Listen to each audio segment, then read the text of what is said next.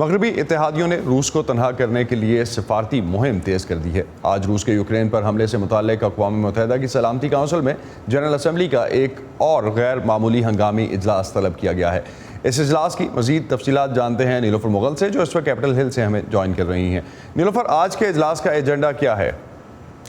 جی اسد، 1950 کے بعد سے کہا جا رہا ہے کہ یہ 11واں ایسا موقع ہوگا جب جنرل اسمبلی کا خصوصی اور ہنگامی اجلاس جو ہے بلایا جا رہا ہے۔ آج کا جو اجلاس ہے اس کا ایجنڈا یہ ہوگا کہ روس کی جارحیت کو کس طرح سے روکا جا سکے، اس کو کس طرح سے رسپانسبل قرار دیا جا سکے۔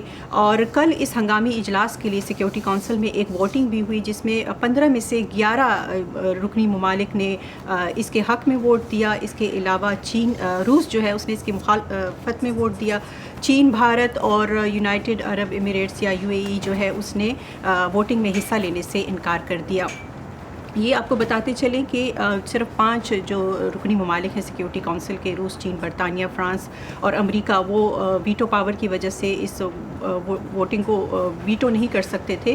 اور آج کا جو یہ اجلاس ہے وہ جنرل اسمبلی کے قرارداد کے تحت منعقد کیا جا رہا ہے، جسے یونائٹنگ فار پیس کہا جاتا ہے۔ یہ اسی صورت میں ہنگامی اجلاس کی اجازت دیتا ہے جب سیکیورٹی کونسل کو کسی معاملے پر تعطل کا سامنا ہو، وہ بین الاقوامی سطح پر امن اور سیکیورٹی کے حوالے سے کوئی مینڈیٹ جو ہے وہ نہ دے سکتی ہو۔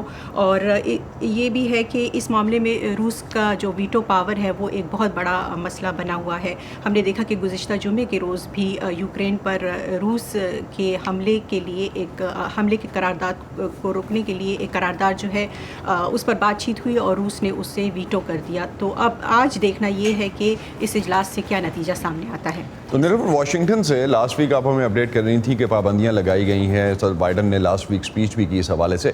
واشنگٹن سے روس یوکرین معاملے پر اور کیا رد عمل آیا ہے اوور دا ویکینڈ، اور بائیڈن انتظامیہ اس کو کس طرح سے حل کرنے کی کوشش کر رہی ہے؟